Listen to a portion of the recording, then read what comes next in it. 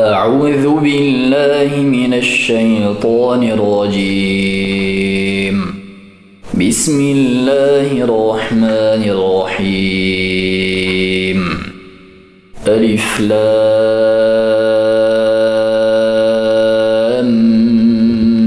ميم.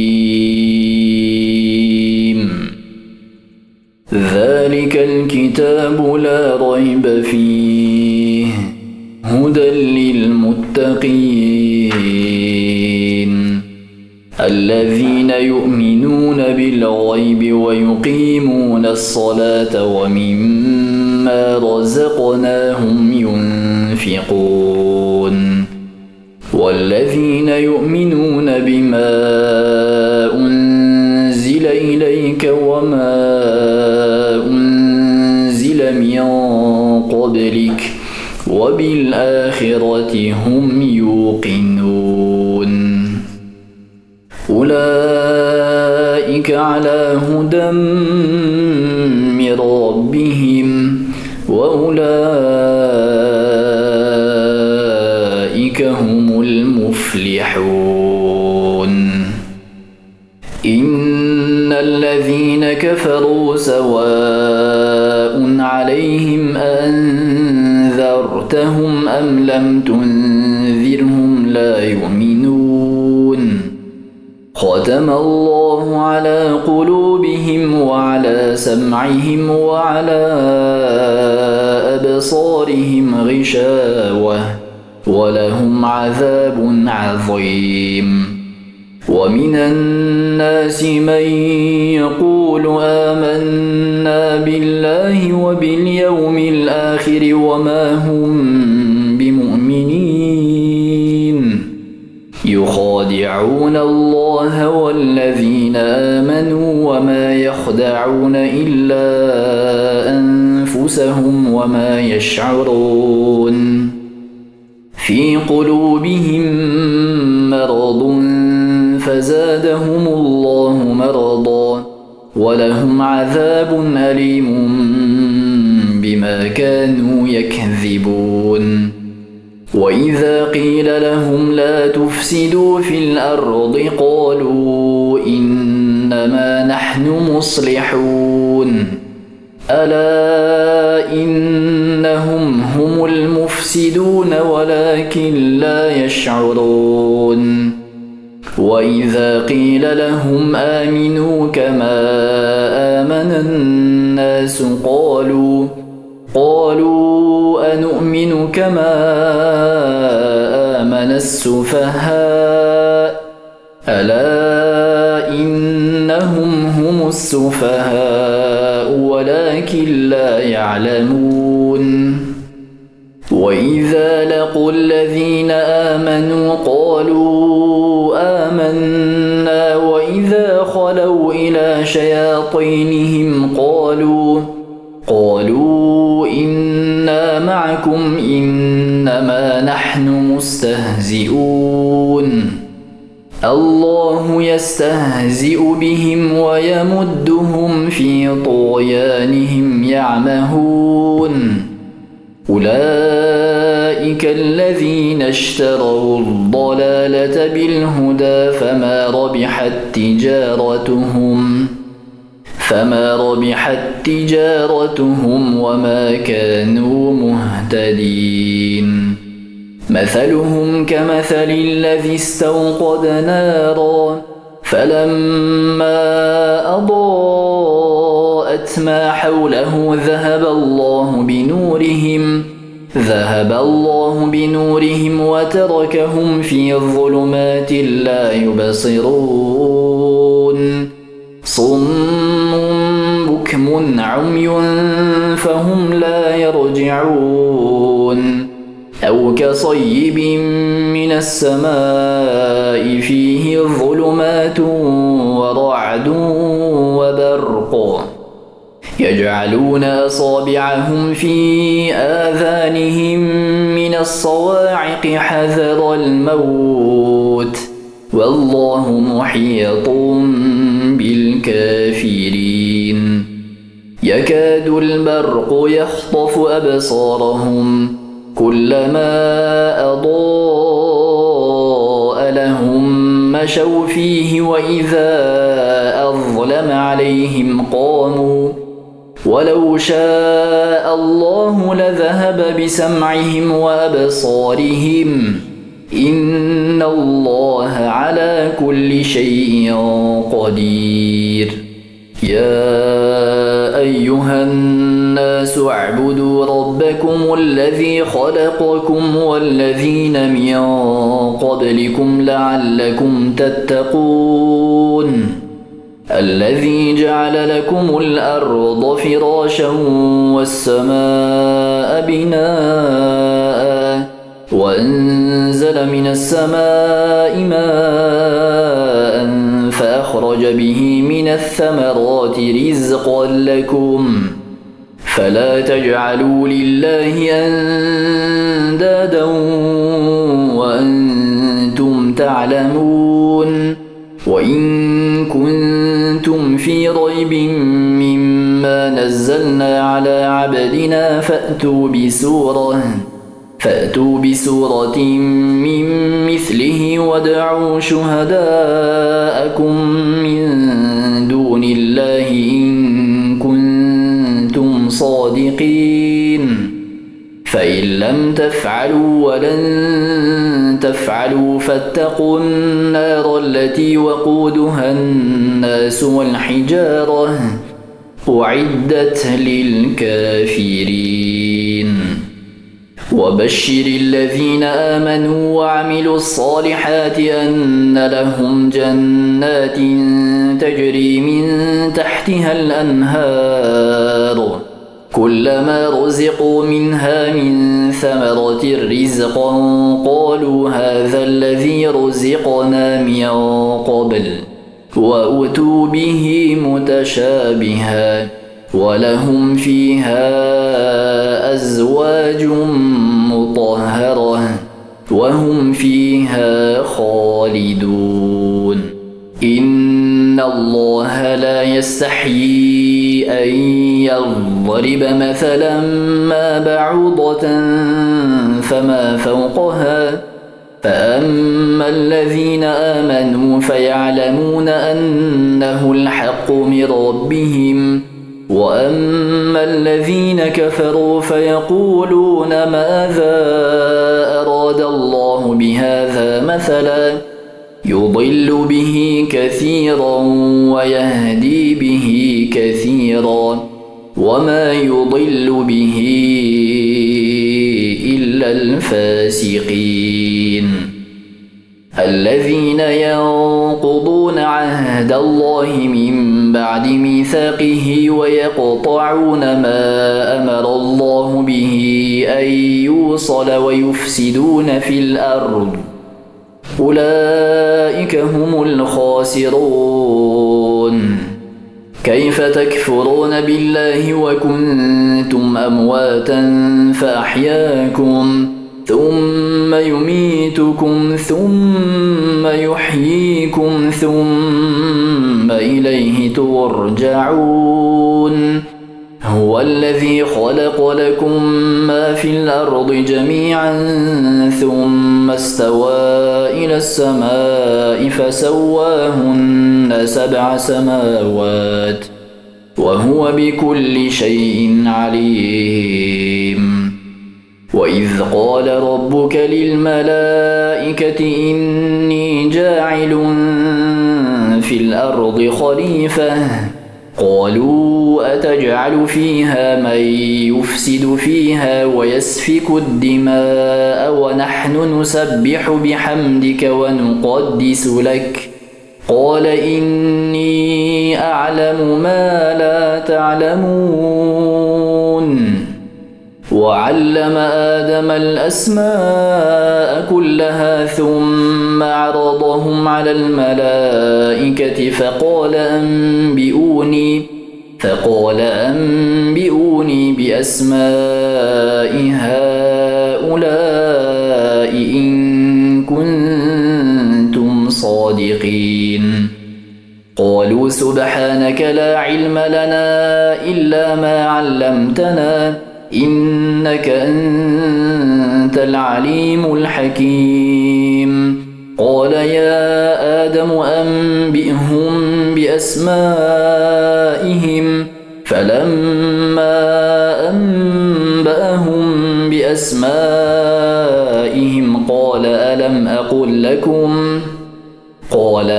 أقل لكم إني أعلم غيب السماوات والأرض وأعلم ما تبدون وما كنتم تكتمون. وإذ قلنا للملائكة اسجدوا لآدم فسجدوا إلا إبليس أبى واستكبر وكان من الكافرين. وقلنا يا آدم اسكن أنت وزوجك الجنة وكلا منها رغدا حيث شئتما ولا تقربا هذه الشجرة فتكونا من الظالمين. فأزلهما الشيطان عنها فأخرجهما مما كانا فيه وقلنا اهبطوا بعضكم لبعض عدو ولكم في الأرض مستقر ومتاع إلى حين. فتلقى آدم من ربه كلمات فتاب عليه إنه هو التواب الرحيم. اهبطوا منها جميعا فإما يأتينكم مني هدى فمن تبع هداي فلا خوف عليهم ولا هم يحزنون. والذين كفروا وكذبوا بآياتنا أولئك أصحاب النار هم فيها خالدون. يا بني إسرائيل اذكروا نعمتي التي أنعمت عليكم وأوفوا بعهدي أوف بعهدكم وإياي فارهبون. وآمنوا بما أنزلت مصدقا لما معكم ولا تكونوا أول كافر به ولا تشتروا بآياتي ثمنا قليلا وإياي فاتقون. ولا تلبسوا الحق بالباطل وتكتموا الحق وأنتم تعلمون. وأقيموا الصلاة وآتوا الزكاة واركعوا مع الراكعين. أتأمرون الناس بالبر وتنسون أنفسكم وأنتم تتلون الكتاب أفلا تعقلون. واستعينوا بالصبر والصلاة وإنها لكبيرة إلا على الخاشعين الذين يظنون أنهم ملاقو ربهم وأنهم إليه راجعون. يا بني إسرائيل اذكروا نعمتي التي أنعمت عليكم وأني فضلتكم على العالمين. واتقوا يوما لا تجزي نفس عن نفس شيئا ولا يقبل منها شفاعة ولا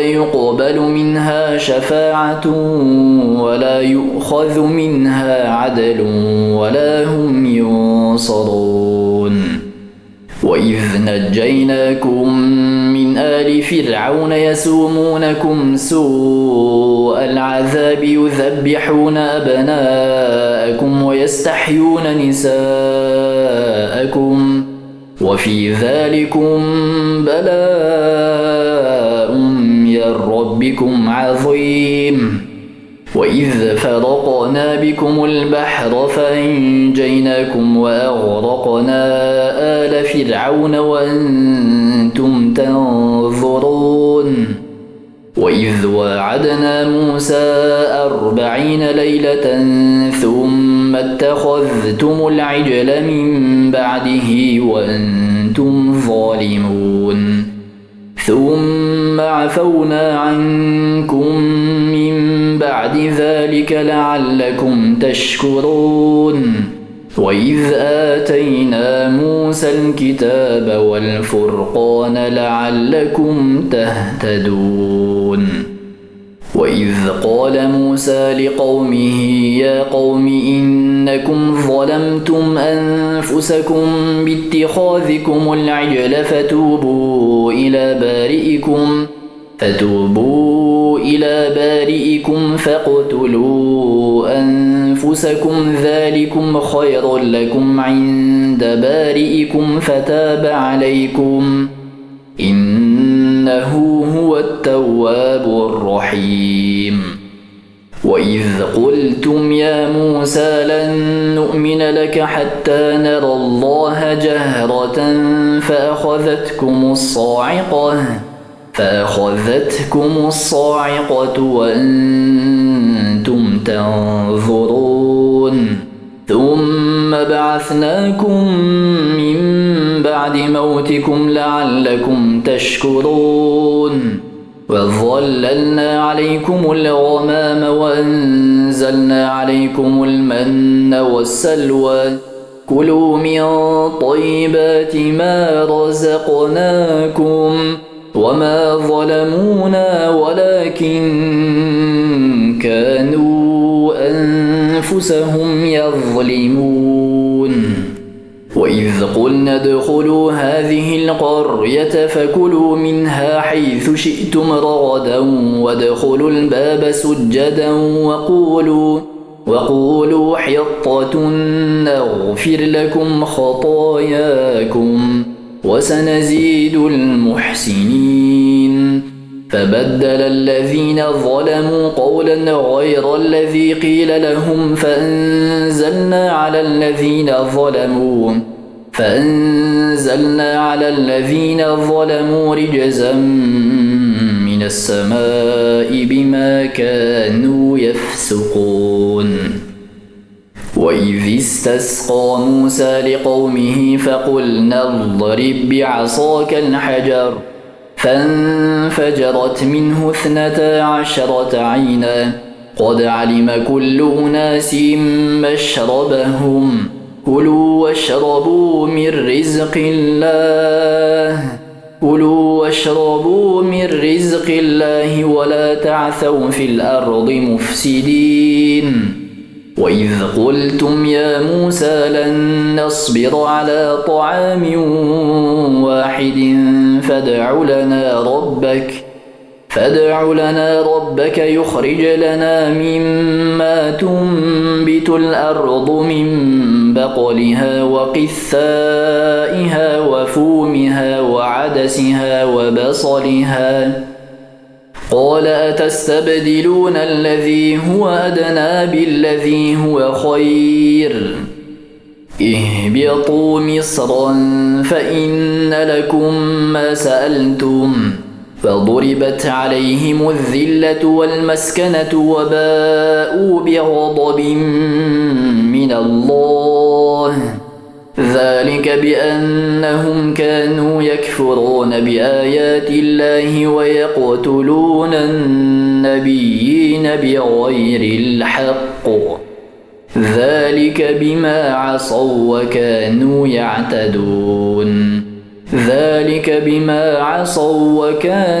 يعتدون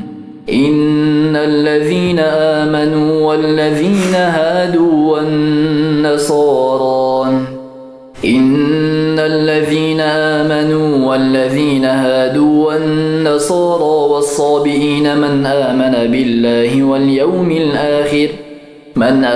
بالله واليوم الآخر وعمل صالحا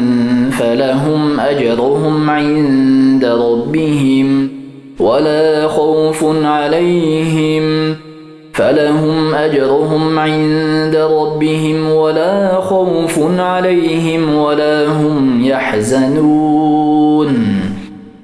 وإذ أخذنا ميثاقكم ورفعنا فوقكم الطور خذوا ما آتيناكم بقوة واذكروا ما فيه لعلكم تتقون ثم توليتم من بعد ذلك فلولا فضل الله عليكم ورحمته لكنتم من الخاسرين ولقد علمتم الذين اعتدوا منكم في السبت فقلنا لهم كونوا قردة خاسئين فجعلناها نكالا لما بين يديها وما خلفها وموعظة للمتقين وإذ قال موسى لقومه إن الله يأمركم أن تذبحوا بقرة قالوا أتتخذنا هزوا قال أعوذ بالله أن أكون من الجاهلين قالوا ادع لنا ربك يبين لنا ما هي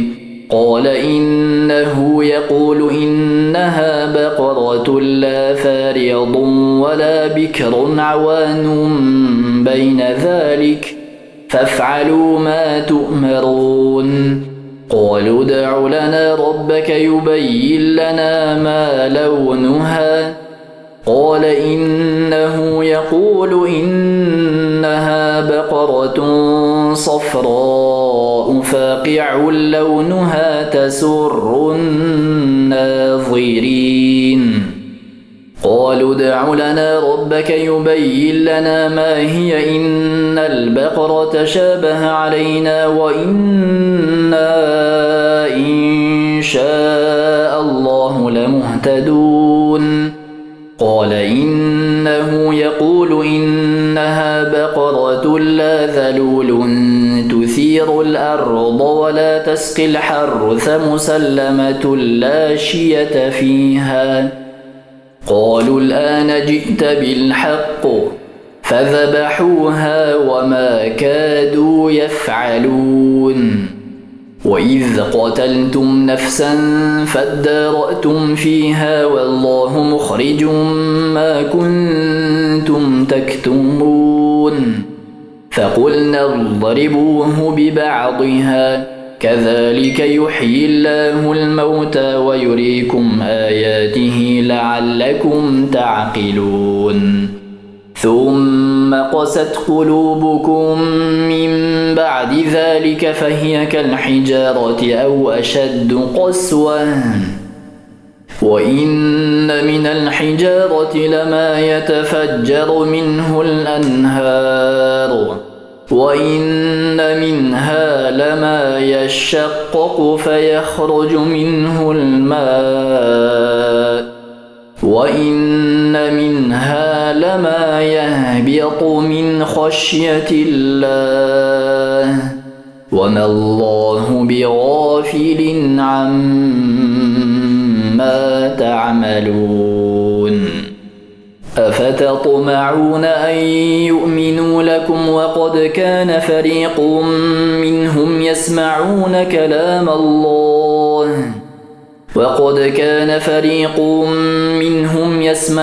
كلام الله ثم يحرفونه من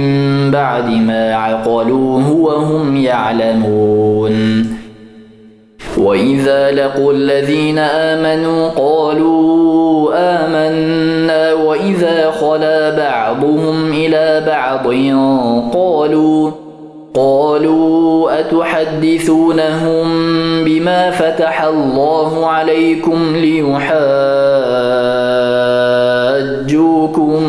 به عند ربكم أفلا تعقلون أولا يعلمون أن الله يعلم ما يسرون وما يعلنون ومنهم أميون لا يعلمون الكتاب إلا أماني وإن هم إلا يظنون فويل للذين يكتبون الكتاب بأيديهم ثم يقولون هذا من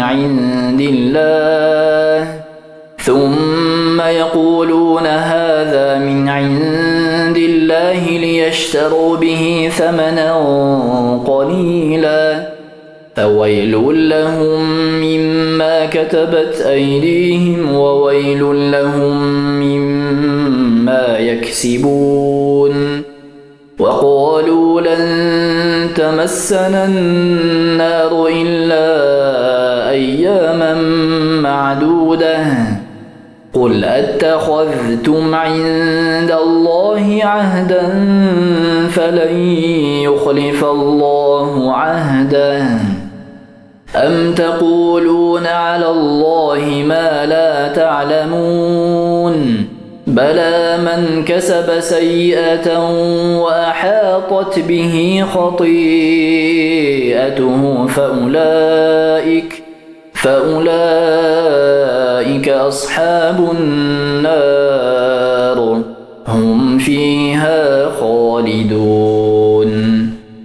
والذين آمنوا وعملوا الصالحات أولئك أصحاب الجنة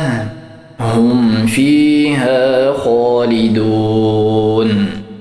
وإذ أخذنا ميثاق بني إسرائيل لا تعبدون إلا الله وبالوالدين إحسانا وذي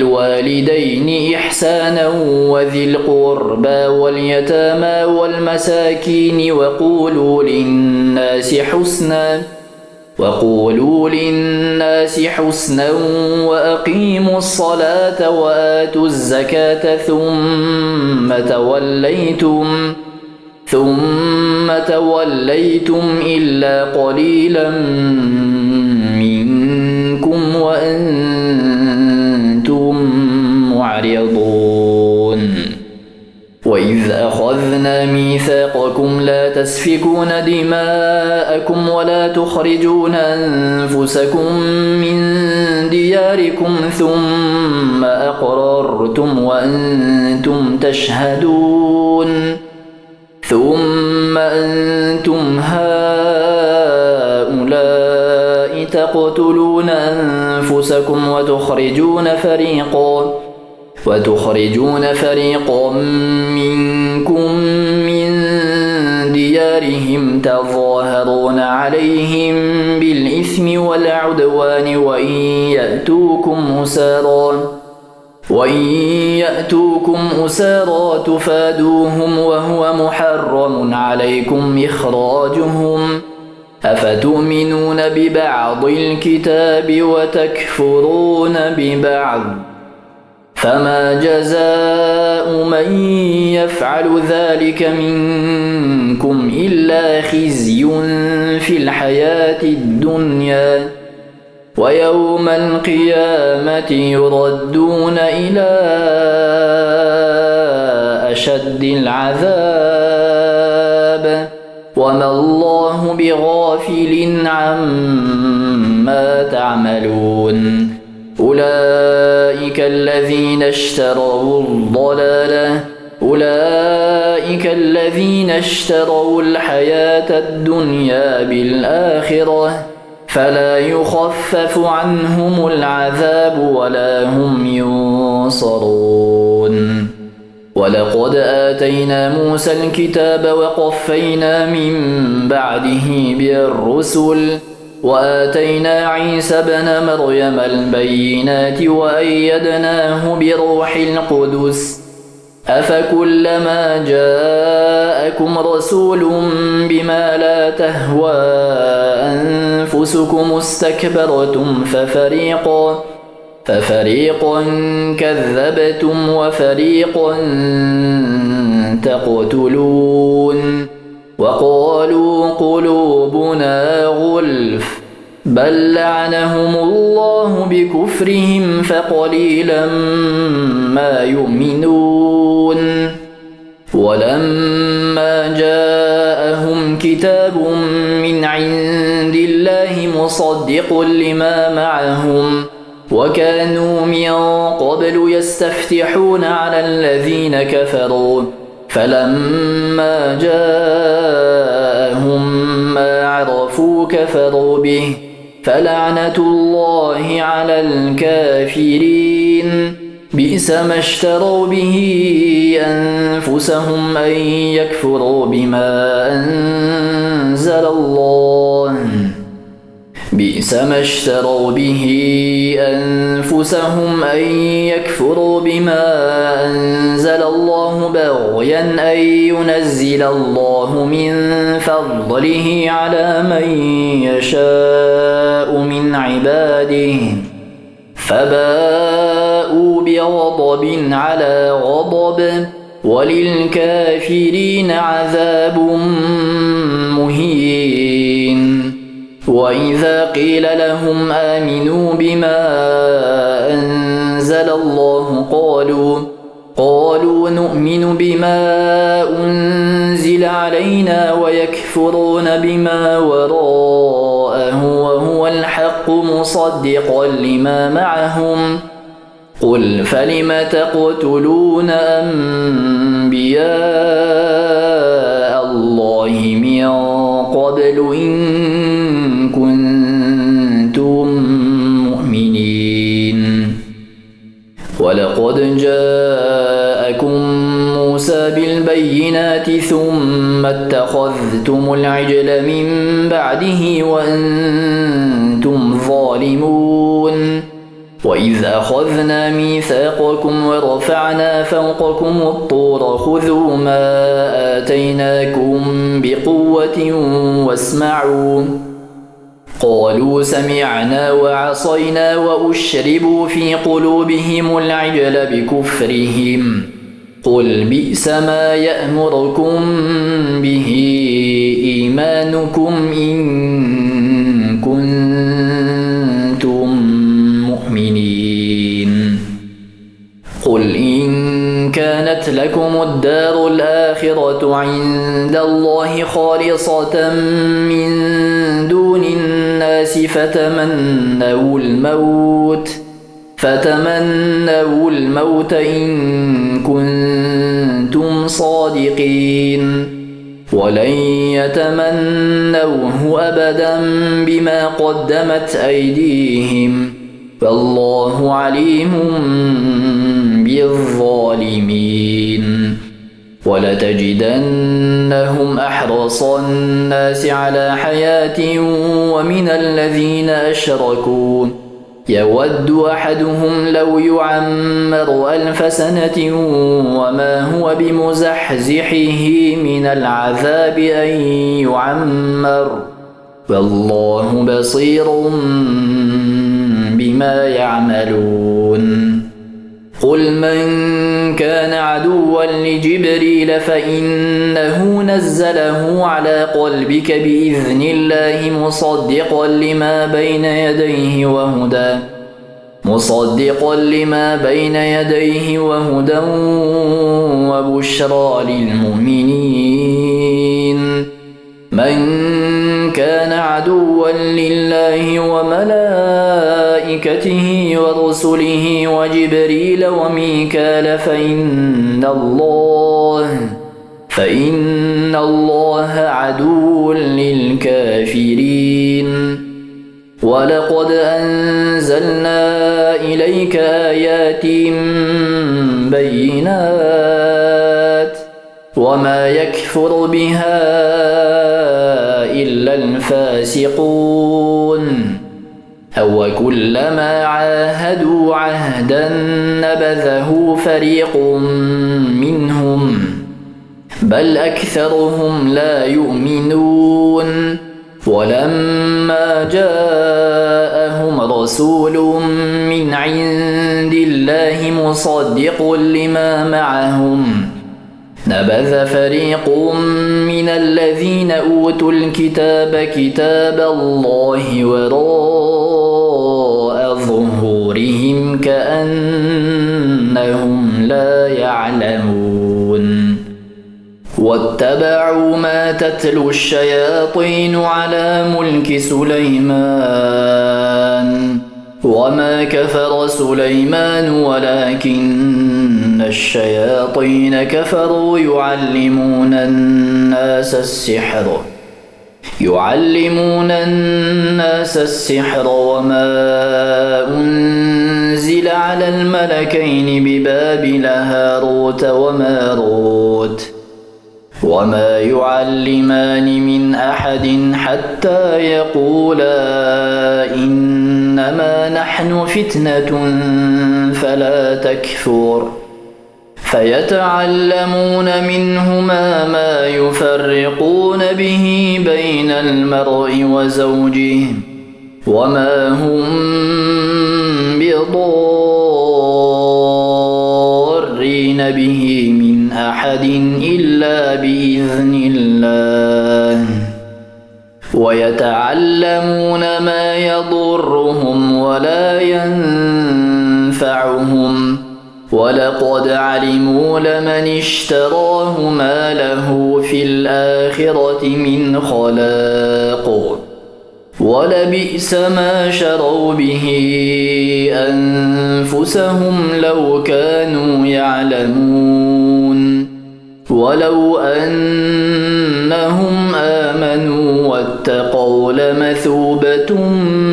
من عند الله خير لو كانوا يعلمون يا أيها الذين آمنوا لا تقولوا راعنا وقولوا انظرنا واسمعوا وللكافرين عذاب أليم ما يود الذين كفروا من أهل الكتاب ولا المشركين أن ينزل عليكم من خير من ربكم والله يختص برحمته من يشاء والله ذو الفضل العظيم ما ننسخ من آية أو ننسها نأت بخير منها أو مثلها ألم تعلم أن الله على كل شيء قدير ألم تعلم أن الله له ملك السماوات والأرض وما لكم من دون الله من ولي ولا نصير أم تريدون أن تسألوا رسولكم كما سئل موسى من قبل ومن يتبدل الكفر بالإيمان فقد ضل سواء السبيل ود كثير من أهل الكتاب لو يردونكم من بعد إيمانكم كفارا حسدا من عند أنفسهم من بعد ما تبين لهم الحق فاعفوا واصفحوا حتى يأتي الله بأمره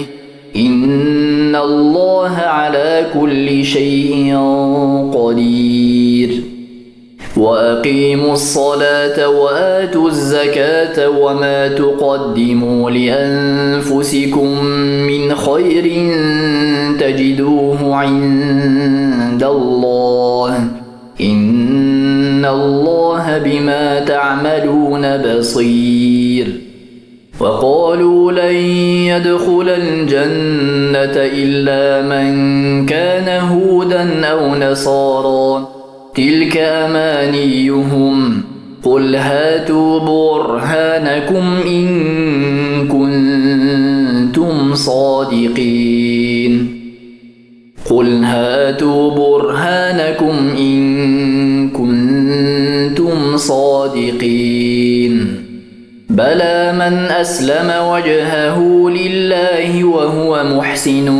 فله أجره عند ربه ولا خوف عليهم ولا هم يحزنون.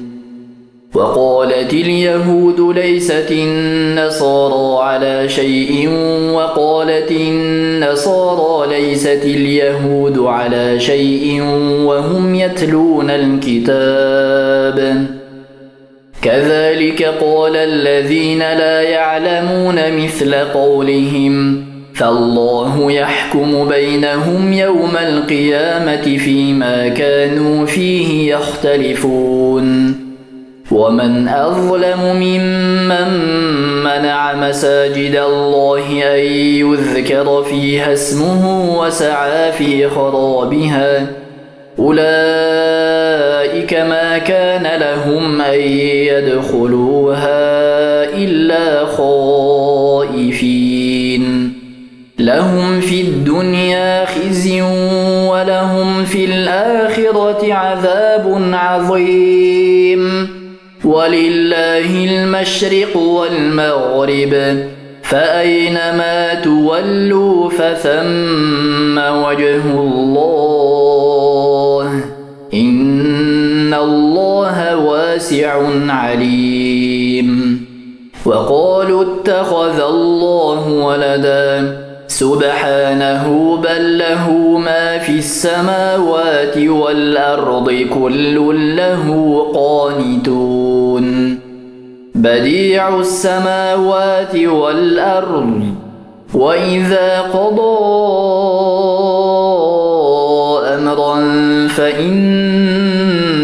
يقول له كن فيكون. وقال الذين لا يعلمون لولا يكلمنا الله أو تأتينا آية، كذلك قال الذين من قبلهم مثل قولهم تشابهت قلوبهم، قد بينا الآيات لقوم يوقنون. إنا أرسلناك بالحق بشيرا ونذيرا، ولا تسأل عن أصحاب الجحيم. ولن ترضى عنك اليهود ولا النصارى حتى تتبع ملتهم، قل إن هدى الله هو الهدى، ولئن اتبعت أهواءهم بعد الذي جاءك من العلم ما لك من الله من ولي ولا نصير. الذين آتيناهم الكتاب يتلونه حق تلاوته أولئك يؤمنون به، ومن يكفر به فأولئك هم الخاسرون. يا بني إسرائيل اذكروا نعمتي التي أنعمت عليكم وأني فضلتكم على العالمين. واتقوا يوما لا تجزي نفس عن نفس شيئا ولا يقبل منها عدل ولا تنفعها شفاعة ولا هم ينصرون. وإذ ابتلى إبراهيم ربه بكلمات فأتمهن، قال إني جاعلك للناس إماما، قال ومن ذريتي، قال لا ينال عهدي الظالمين. وإذ جعلنا البيت مثابة للناس وأمنا واتخذوا من مقام إبراهيم مصلى، وعهدنا إلى إبراهيم وإسماعيل أن طهرا بيتي للطائفين والعاكفين والركع السجود.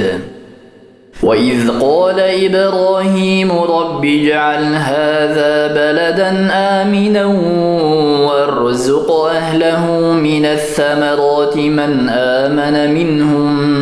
بالله واليوم الآخر قال ومن كفر فأمتعه قليلا ثم أضطره إلى عذاب النار وبئس المصير وإذ يرفع إبراهيم القواعد من البيت وإسماعيل ربنا تقبل منا إنك أنت السميع العليم ربنا واجعلنا مسلمين لك ومن ذريتنا أمة مسلمة لك وأرنا مناسكنا وتب علينا إنك أنت التواب الرحيم ربنا وابعث فيهم رسولا منهم يتلو عليهم آياتك ويعلمهم الكتاب والحكمة ويزكيهم إنك أنت العزيز الحكيم ومن يرغب عن ملة إبراهيم إلا من سفه نفسه ولقد اصطفيناه في الدنيا وإنه في الآخرة لمن الصالحين إذ قال له ربه أسلم قال أسلمت لرب العالمين فوصى بها إبراهيم بنيه ويعقوب يا بني إن الله اصطفى لكم الدين فلا تموتن إلا وأنتم مسلمون أم كنتم شهداء إذ حضر يعقوب الموت إذ قال لبنيه ما تعبدون من بعدي قالوا نعبد إلهك وإله آبائك إبراهيم وإسماعيل وإسحاق إلها واحدا ونحن له مسلمون تلك أمة قد خلت لها ما كسبت ولكم ما كسبتم ولا تسألون عما كانوا يعملون وقالوا كونوا هودا أو نصارى تهتدوا قل بل ملة إبراهيم حنيفا وما كان من المشركين قولوا آمنا بالله وما أنزل إلينا وما أنزل إلى إبراهيم وإسماعيل وإسحاق ويعقوب والأسباط وما أوتي موسى وعيسى وما أوتي النبيون من ربهم لا نفرق بين أحد منهم ونحن له مسلمون فإن آمنوا بمثل ما آمنتم به فقد اهتدوا وإن تولوا فإنما هم في شقاق فسيكفيكهم الله وهو السميع العليم صبغة الله ومن أحسن من الله صبغة ونحن له عابدون قل أتحاجوننا في الله وهو ربنا وربكم ولنا أعمالنا ولكم لكم أعمالكم ونحن له مخلصون أم تقولون إن إبراهيم وإسماعيل وإسحاق ويعقوب والأسباط كانوا هودا أو نصارى قل أأنتم أعلم أم الله ومن أظلم ممن كتم شهادة عنده من الله وما الله بغافل عما تعملون تلك أمة قد خلت لها ما كسبت ولكم ما كسبتم تلك أمة قد خلت لها ما كسبت ولكم ما كسبتم ولا تسألون عما كانوا يعملون.